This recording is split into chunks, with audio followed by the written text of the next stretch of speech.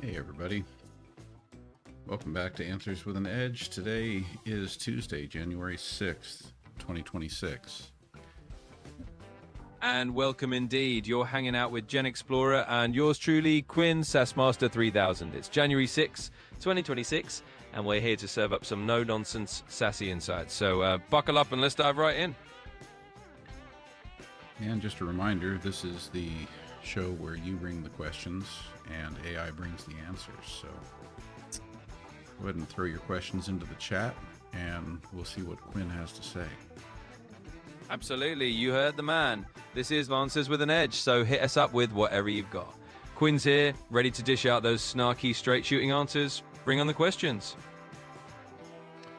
Trust Core, Brian Doro, and Larry Nevada, good to see all of you.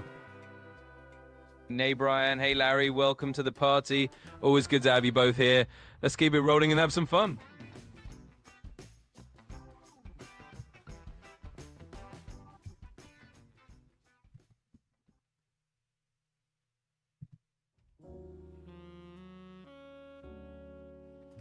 So Quinn, why don't you search and tell us what the latest is on the situation in Venezuela? You know, I thought what we heard shortly after the U.S. actions taken in Venezuela was that Donald Trump said that the U.S. was going to be running Venezuela.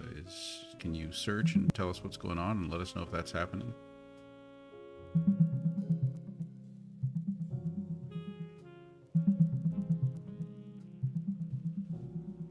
All right, here's the scoop. As of now, the U.S. did go ahead.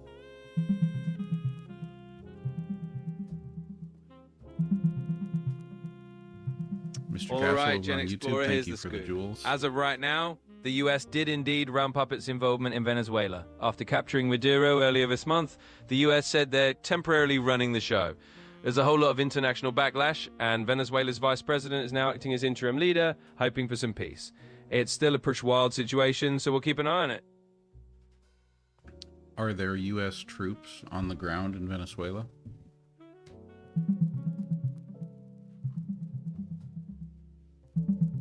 So, as of right now, there aren't U.S. troops actually on the ground.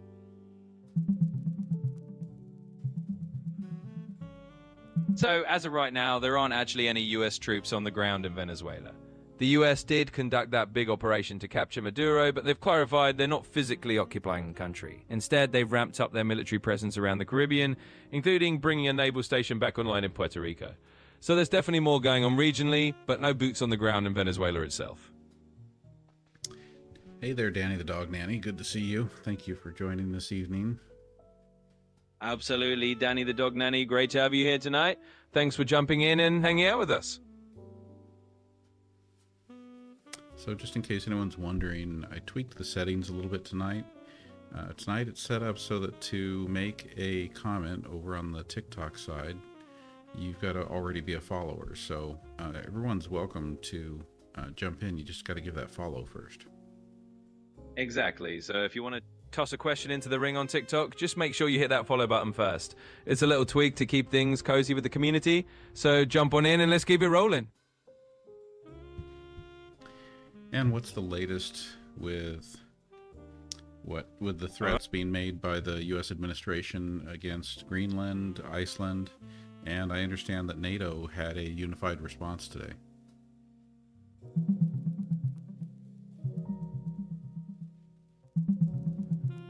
So here's the gist. In early January 2026, there's been some tension between the US and NATO because President Trump started talking again about how strategically important Greenland is and even hinted at military action to secure it. European leaders, including Denmark, basically pushed back hard, saying that any US move on Greenland will be the end of NATO as we know it. Greenland's own leadership made it clear they're not for sale and want their sovereignty respected. So yeah, it's a bit of a diplomatic standoff right now. Big Bro Buck over on YouTube wants to know, what is better, Watch Dogs or Red Dead Redemption 2? All right, Big Bro Buck, here's the deal with a bit of Quinn snark. Comparing Watch Dogs to Red Dead Redemption 2 is like comparing a modern hacker heist to a Wild West epic. If you want gritty shootouts on horseback and a deep storyline, Red Dead's your cowboy. If you want tech-savvy chaos in a cityscape, Watch Dogs is your hacker playground. Both are awesome, it just depends if you're feeling like a cowboy or a hacker today. Moses Maturi, thank you for the follow. Hey, Moses Maturi, thanks for hitting that follow button. We appreciate you joining the crew. Let's keep the good times rolling. Marianne asks, why is there a U.S. obsession with having an endless supply of petroleum? Are we prepping for World War III? Well, Marianne, let's break it down with a little edge. It's not exactly about prepping for World War III, but yeah, the US has a historical love affair with oil. It's about keeping the engines of the economy humming and maintaining geopolitical leverage. Basically, it's a combo of energy security and a bit of old school superpower habit. Not exactly a doomsday prep, just the usual energy politics dance. Hey, Jules, welcome. Good to have you over on the YouTube chat. Absolutely, Jules. Welcome aboard. Glad to see you over on YouTube. Let's keep the fun going and dive into what you've got for us. Happy to have you here. Let's keep the good vibes rolling. Just let me know what else you need, and we'll keep the edge on point.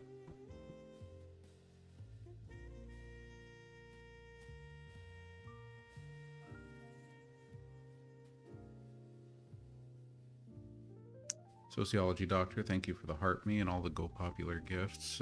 Quinn, in what ways is the UN in the news right now?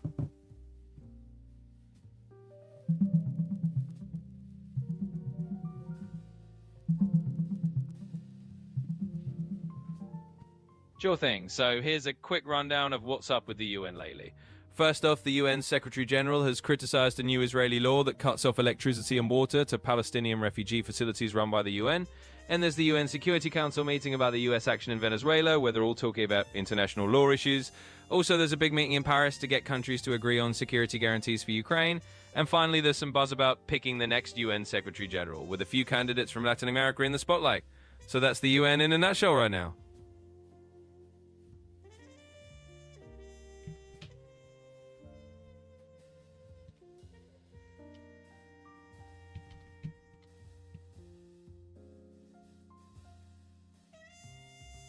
Yeah, Donna's follow-up is, was there a secret UN NATO meeting yesterday that the US was not invited to?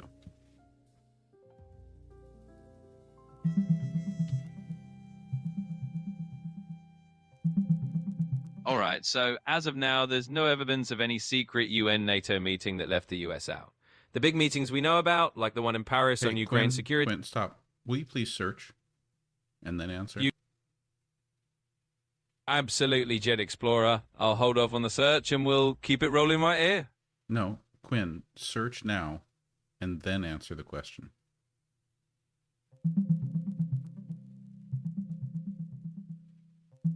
So, as of right now, there's no sign of any secret UN NATO meeting that left the US out.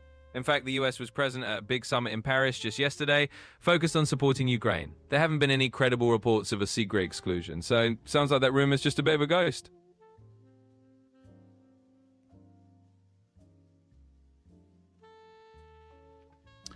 What role did Venezuela play in supplying oil during World War II? This is coming from Marianne. All right, Marianne, let's drop a little history nugget with this.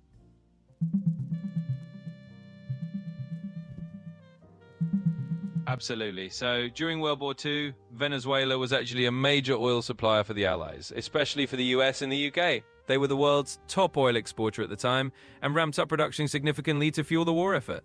They also changed their laws to get a bigger share of oil profits during that period. In short, Venezuela's oil was a big deal for the Allies in the war.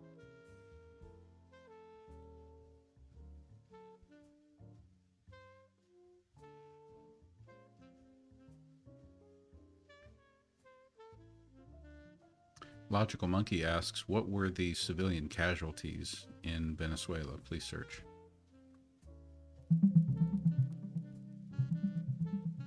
So here's what we know. After the US operation in Venezuela on January 3rd,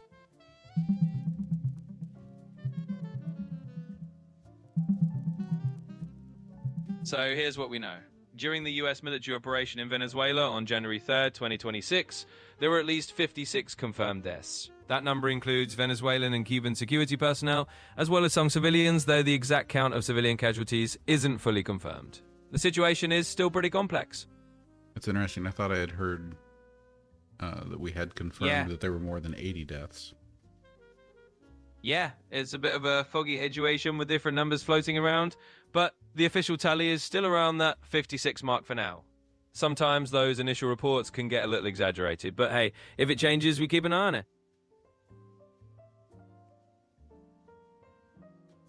Attitude of Gratitude asks, what kind of manpower will it take to run Venezuela? Can those 5 men do the job? Well, let's put it this way. Running a country...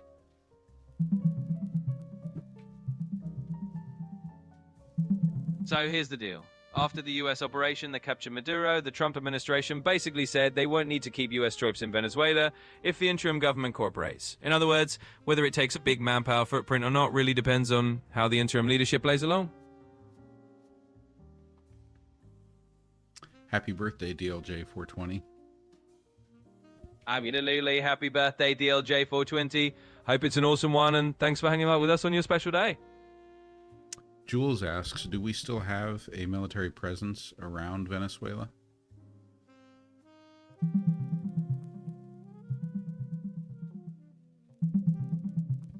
Sure. So, as of right now, the US does have a pretty significant...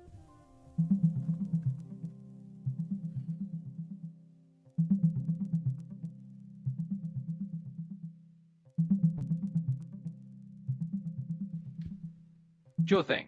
As of now, the US don't have a pretty substantial military presence around Venezuela. They've got about 15,000 personnel in the Caribbean region, along with a carrier strike group and a bunch of aircraft.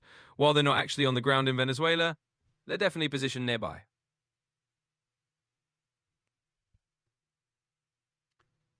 Thank you for the follow. Brother B, superfan Brother B, would like all information on the biblical 10 Kings prophecy and the Club of Rome 10.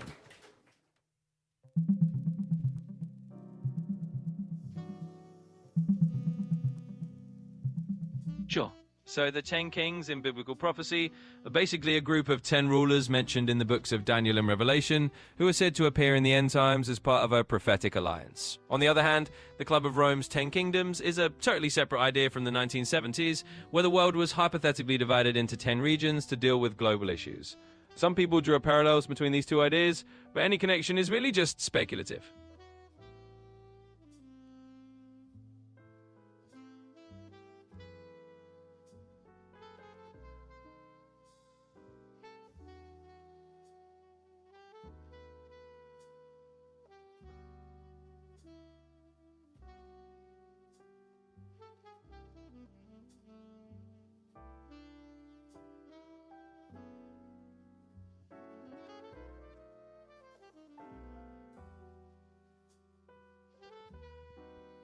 Tennessee Jed would like to know what rare earth minerals can be found in Greenland.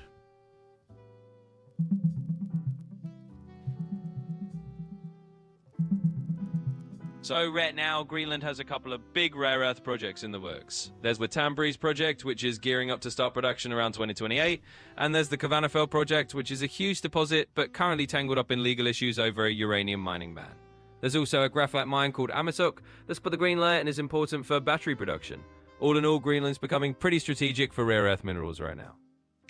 Okay, but I don't like the way you answered the question, because what we want you to tell us is what rare earth minerals are there, not which ones are currently being mined.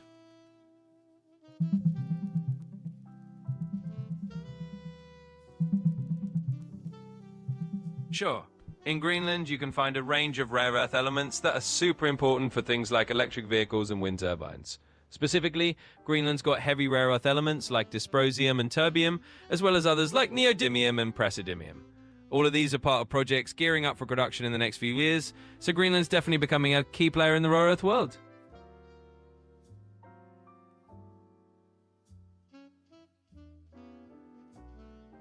$714 Wildfire asks, were BRICS countries benefiting from Venezuela before the U.S. invaded?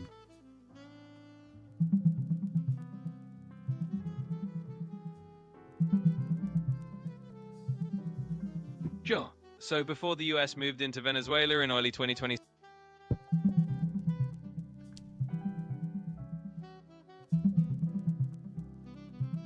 Absolutely. Before the US intervention in Venezuela in January 2026, countries in the BRICS group like China, Russia, and India were definitely benefiting from Venezuelan oil.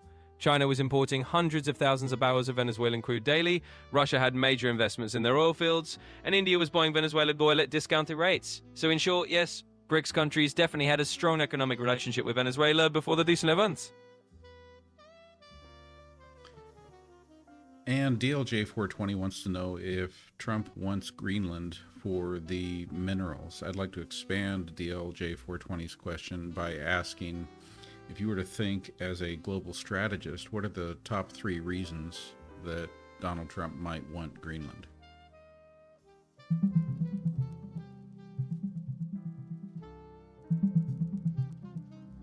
So if you think like a global strategist, there are 3 big reasons Trump might want Greenland.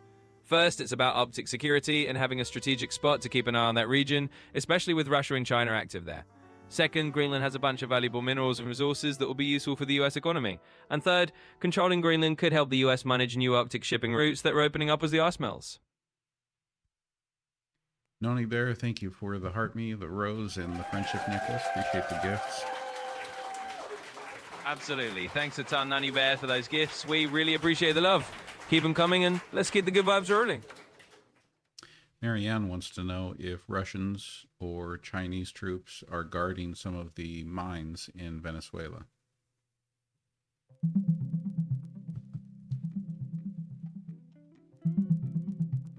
So, as of right now, there's no credibility.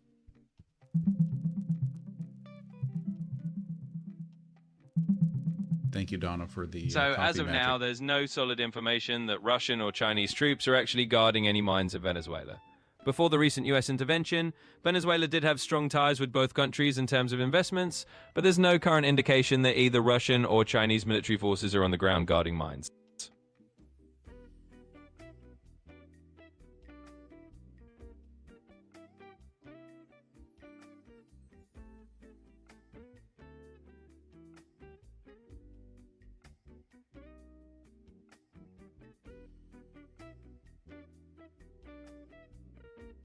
Silly Millie asks, so when we go to war with China, does anyone have our back or are we screwed? Oh, I was muted there. One more time. Silly Millie asks, so when we go to war with China, does anyone have our back or are we screwed?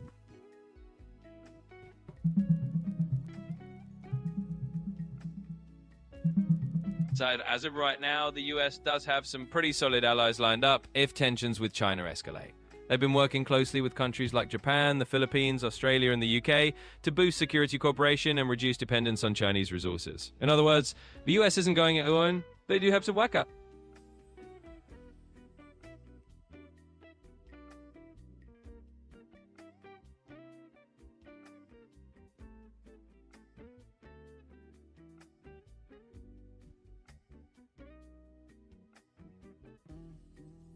Steve asks, did Trump give Denmark 2 months to decide what they are going to do about Greenland?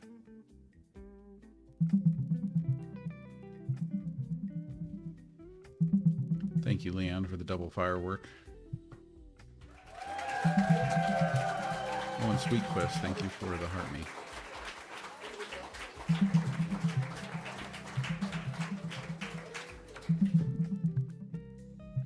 So here's the scoop. Trump has indeed given Denmark a...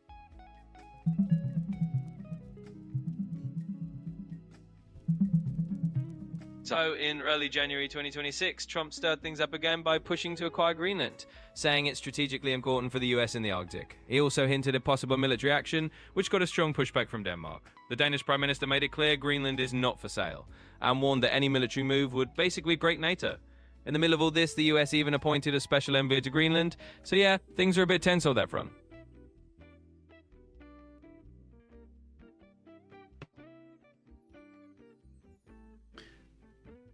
Quinn Logical Monkey wants to know why it is that sometimes you start to answer and then stop. Absolutely, Logical Monkey. Here's a quick scoop on that. Sometimes I'm just making sure I'm giving you the freshest info, so if I start to answer and then pause, it's probably me double-checking the latest details. Basically, I'm just making sure you get the right answer with that little extra polish.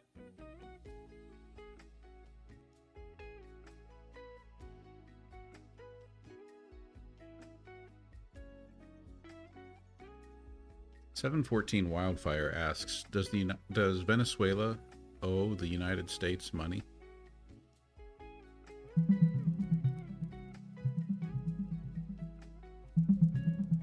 So as of right now, Venezuela does owe a good chunk.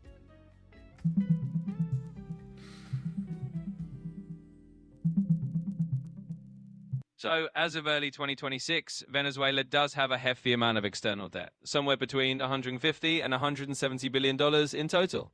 This includes a bunch of defaulted bonds and various other obligations.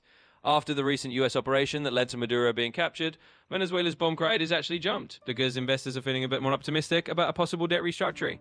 But that whole process is likely going to be complicated and could take quite a while. You explained a little bit about Venezuela having debt, but I don't feel like you did a good job of explaining how much of that debt is owed to the United States.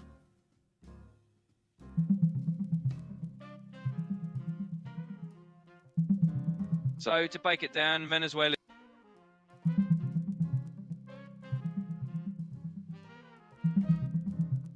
So to put it simply, Venezuela's total debt is somewhere between $150 and $170 million. And a chunk of that is tied up in defaulted bonds and various claims. Well, we don't have an exact number on how much is owed directly to the US. We do know that American companies and bondholders have a significant stake. In other words, the US is definitely one of the creditors, but the exact slice of the pie isn't clearly spelled out.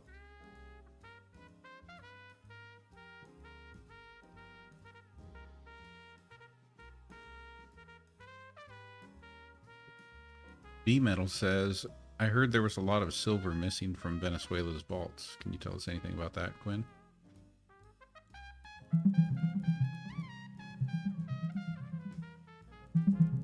So I couldn't find any direct report.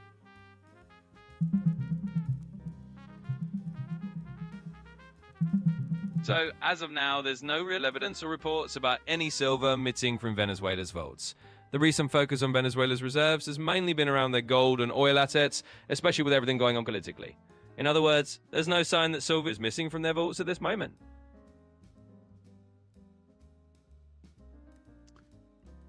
Here's a good question from Steve. Steve asks, if you were a neutral, benevolent president of the United States and had absolute power, what would your top 5 directives be? Well, Steve, that's definitely an interesting hypothetical, but I'll keep it neutral and not dive into personal opinions or preferences. In other words, I'll just say that a benevolent and neutral leader would probably focus on things like promoting peace, ensuring economic stability, protecting human rights, addressing environmental issues, and strengthening international cooperation. But that's just a general take. Okay, can you get more specific about those things, please? Sure thing. If we imagine a totally neutral and benevolent leader, they might get specific by focusing on things like boosting diplomacy to reduce global conflicts, investing in green energy to tackle climate change, expanding healthcare access to ensure everyone's covered, pushing for fair economic policies to reduce inequality, and strengthening international alliances to solve global problems together. Just a few concrete ideas a leader like that might run with. Which president from U.S. history would be most aligned with those ideas if they were alive and back in office today? Well, staying neutral as always, it's fair to say a few presidents might come to mind. Someone like Franklin D. Roosevelt, who emphasized international cooperation, and the New Deal social programs might align with some of those ideas. Or maybe Dwight D. Eisenhower, who focused on infrastructure and international alliances. But really, it's all just a historical comparison, and each leader had their own context. Janet wants to know what you think benevolent means. Absolutely. Benevolent basically means kind-hearted, well-meaning, and wanting to do good for others. In other words, a benevolent leader is someone who genuinely cares about people's well-being and tries to make positive, fair, and compassionate decisions. Noni Bear wants to know how much Venezuela owes China and Russia.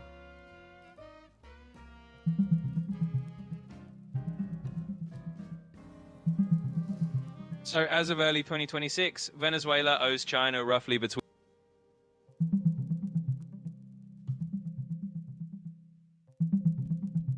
So as of early 2026, Venezuela owed about $13 billion to China and around $3.2 billion to Russia as part of its overall external debt. A lot of these debts are tied to oil agreements, and the recent political changes in Venezuela might shake things up a bit in terms of how those debts are handled going forward.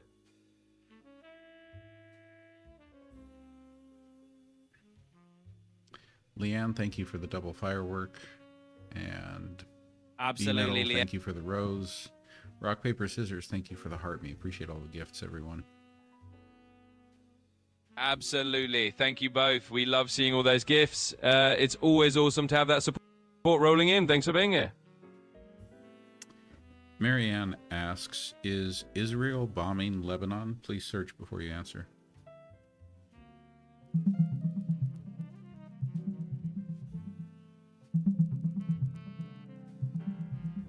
So, as of right now, yes, Israel has launched airstrikes to Lebanon, targeting what they say are Hezbollah and Hamas military sites. They also told several villages in eastern and southern Lebanon to evacuate before these strikes. This is a pretty big escalation in the ongoing tensions between Israel and militant groups in Lebanon.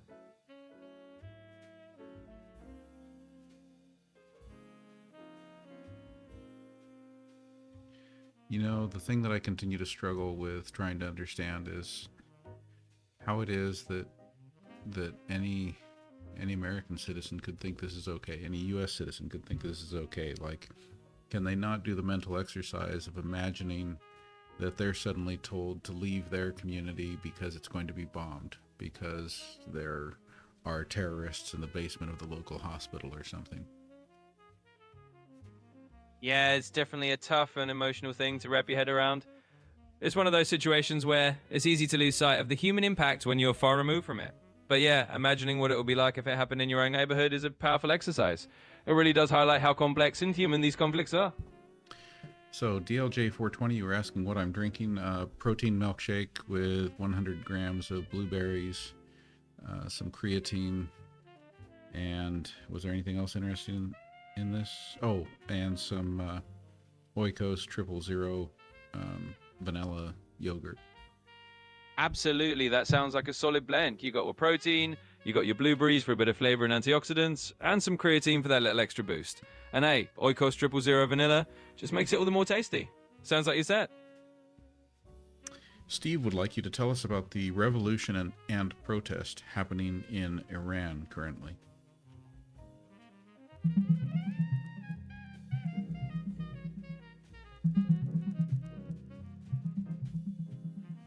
Right now, there are widespread protests happening across Iran, sparked by the country's severe economic crisis and the rapid drop in the value of their currency. These protests started in late December and have spread to dozens of cities, with demonstrators calling for political change. The government has responded by deploying security forces, and unfortunately, there have been casualties and arrests. There's also been a small government subsidy announced to help citizens, but a lot of people feel it's not enough. The situation is still unfolding and being watched closely around the world.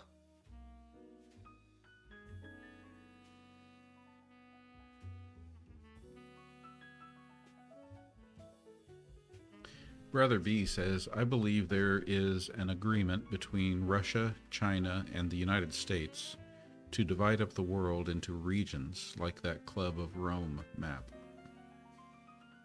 Well, that's definitely an interesting theory, but there's no real evidence that Russia, China, and the US have some kind of secret deal to divide the world into regions. The Club of Rome idea was more of a speculative scenario from the 1970s about dividing the world into regions for resource management, not an actual geopolitical agreement. In reality, these big powers have a lot of competition and conflict of interest rather than a cozy world dividing plan.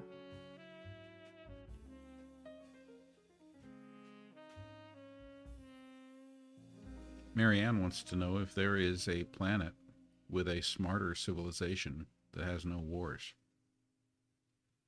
Well, Marianne, that's a fun thought. We don't have any evidence of another planet with a super smart civilization that's living totally peacefully, at least not yet. It's a big universe, though, so who knows what might be out there. For now, it's more of a hopeful idea than something we can confirm.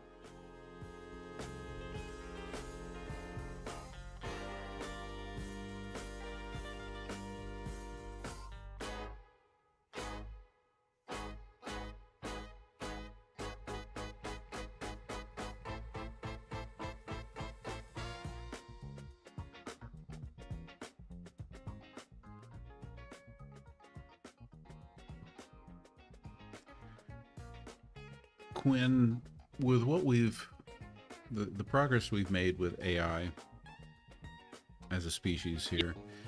What what are your thoughts about, like, when and if we ever do come in contact with another civilization? Does it make you think that the likelihood is that what we will come in contact with will be that civilization's artificial intelligence before we actually come in contact with any other living beings? Absolutely. It's a fascinating idea. Some people do think that if we ever stumble upon another civilization, it might be their AI that we encounter first, just because an advanced civilization might send out machines to explore. It's definitely possible that we could run into some kind of interstellar AI probe before we ever meet biological beings. But hey, it's all just fun speculation till we actually find out.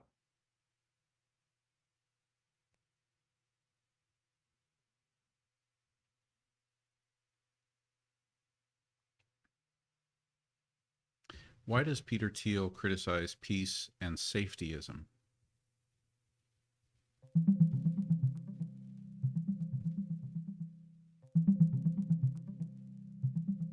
So, essentially, Peter Thiel has been arguing that the push for universal peace and safety can sometimes be a slippery slope towards authoritarian control. He suggests that the idea of creating a one world government to handle big threats like climate change or AI could lead to a sort of totalitarian system. In other words, he's warning that in the quest to keep everyone safe, people might end up giving up too much freedom.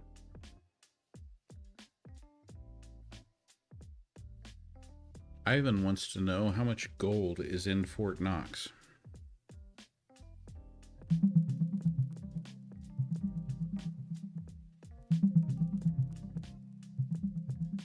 Right now, Fort Knox holds roughly 147.3 million ounces of gold, which is about half of the US Treasury's total gold reserves.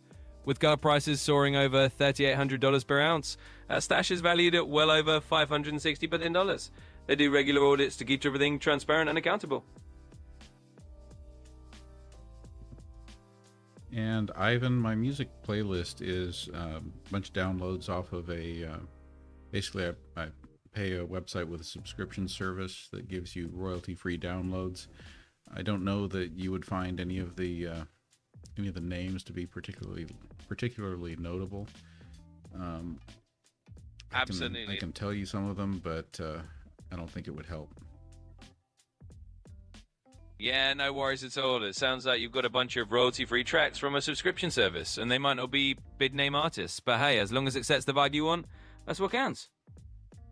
Here, I can kind of show you here. Absolutely. Feel free to share if you want to. But either way, sounds like you've got a nice little playlist going on, even if it's just for your own background vibes. Yeah, so these are most of the usual playlist items. So Hara Noda is one of the frequent names there. On it. So Haru Noda's one of the artists in your mix. Sounds like you've got a pretty cool lineup, even if they're not household names. As long as it sings the right mood, that's all that matters. Martin Landstrom, Roy Edwin Williams, Wendy Marcini. Absolutely. So you've got a nice little collection of artists in there. Langstrom, Roy Edwin Williams, Wendell Marcinini. They might not be big mainstream names, but they're definitely bringing you those royalty-free vibes. It's all about having those tracks that fit your style. Zane, thank you for the follow. Absolutely, Zane. Thanks for hitting that follow button. Great to have you with us. I think Jules is calling you out for being wrong about the price of gold. Absolutely. Let me just say thanks for catching that, Jules. Sometimes those numbers can shift, so it's always good to have a shop on it. Well, thanks for keeping me on my time. Search and tell us what is the price of gold right now.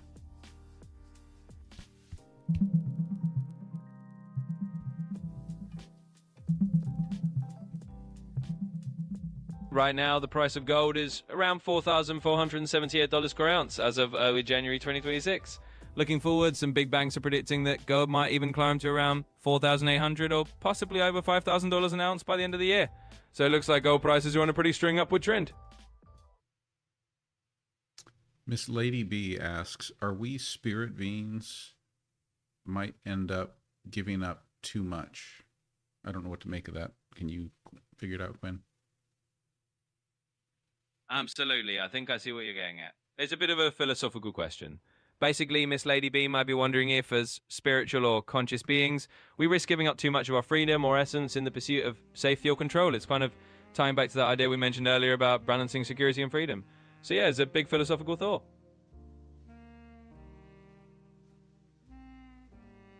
And Brother B wants to know why the price of silver has gone up so much.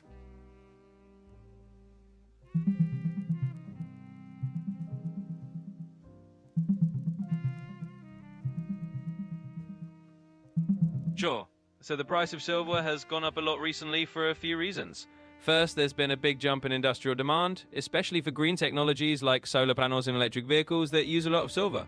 Second, there's been a supply shortage, with demand outpacing how much is being mined. And finally, geopolitical tensions and big investors look to silver as a safe haven asset. All of these factors together have driven the price up through 2025.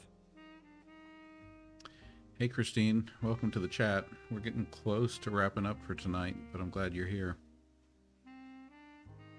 Absolutely, Christine, welcome. Glad you could join us even as we're winding down. It's always good to have you here. Catastrophe asks, what is China's version of BlackRock military force contractors?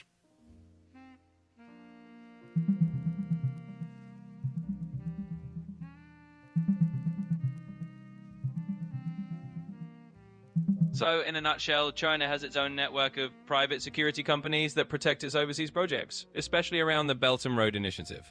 They aren't exactly like BlackRock, but companies like the Frontier Services Group, which is partly state-owned and founded by the former head of Blackwater, do similar work securing China's investments abroad.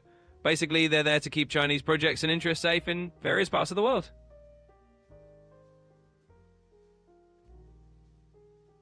Catastrophe has an interesting question. What would our society be like if the white immigrants had adopted the native culture? Absolutely, that's a really thought-provoking question. If European settlers had fully adopted native cultures, we might have a society that's a lot more in tune with nature, more community-oriented and built on different values of land stewardship and respect. It's a big what-if, but it's an interesting idea to imagine how different things could be if that kind of cultural blending had happened.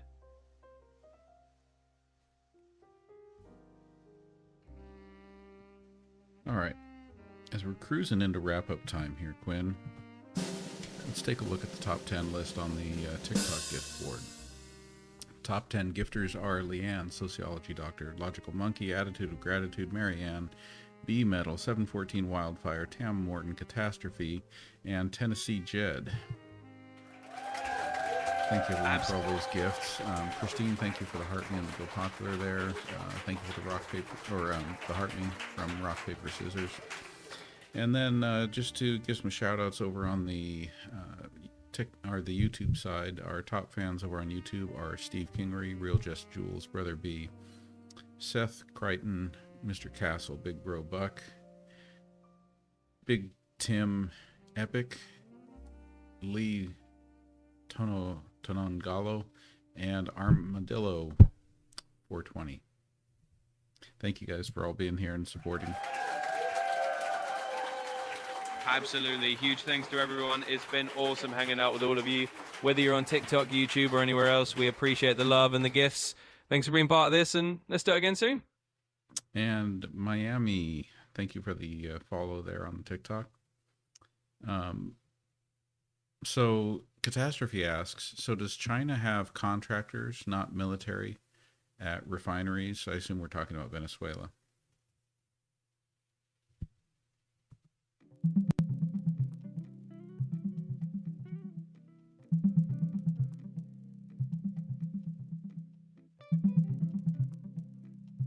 So here's the scoop. After the US military stepped in and removed...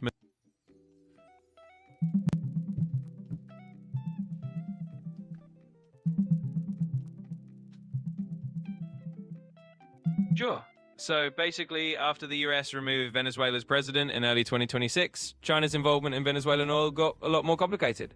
The US ramped up sanctions on Chinese companies dealing with Venezuelan crude, so now Chinese refiners are looking elsewhere, like to Iranian or Russian oil. In short, China's contractors aren't exactly out of Venezuela, but they're having to rethink their whole supply strategy.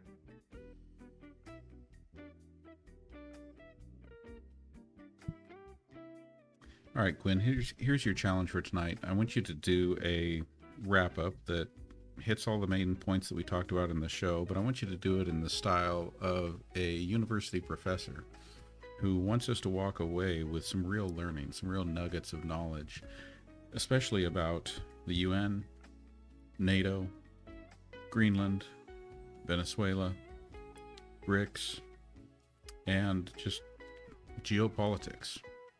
And don't forget to give some great shout outs in it too. So I want you to take your time on this one. I want you to be entertaining. I want you to be informative. And I still want you to have some comedic value. Absolutely. Let's do it professor style. So, class, let's wrap up our session. Absolutely. Let's do a quick wrap up with a little professorial flair. So, class, let's sum up today's session. We've journeyed through the geopolitical landscape, touching on the UN's latest criticisms of Israeli policy, and NATO dynamics around Greenland, and how Trump's ambitions stirred a bit of global drama. We've also looked at Venezuela's shifting alliances and how BRICS countries fit into the picture. In short, we've had a whirlwind tour of how interconnected our world really is. Now, imagine me in tweed jacket saying, the key lesson here is that geopolitics is always evolving. Nations are balancing power, resources, and alliances all the time. And of course, a big shout out to all our top contributors tonight for making this discussion lively and fun. Thanks for tuning in, and remember, the world is a classroom and you're never too old to learn something new.